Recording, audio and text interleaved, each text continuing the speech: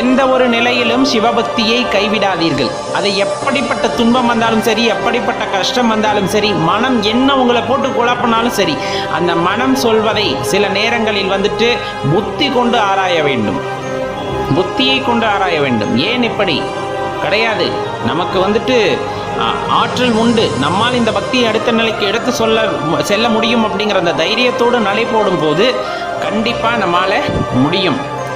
அப்போ தடை வருது, இடைஞ்சல் வருது, என்னால் முடியல அப்படின்ட்டெல்லாம் இறைவனின் மீது வைத்த பக்தியை திரும்ப பெற்றுக்கொள்ளக்கூடாது. அதுக்கப்புறம் இறைவனை குறை சொல்லவும் கூடாது. எதுவுமே எடுப்பில் கிடைப்பது இல்லை. முயற்சி செய்யாமல், அதற்கான பயிற்சியை செய்யாமல் நாம் நடந்ததே இல்லை. அப்படி இருக்கும்போது இறைவனை உணர்வது மட்டும் அவ்வளவு லேசப்பட்ட காரியமாக அமைந்து விடுமா? அதற்கான முயற்சியும் பயிற்சியும் கண்டிப்பாக செய்ய வேண்டாமா? நல்லா தெரிஞ்சுக்குங்க, எந்த நேரத்திலையும் பயிற்சியும் முயற்சியும் இல்லாமல் எதுவுமே நமக்கு கிடைப்பதில்லை.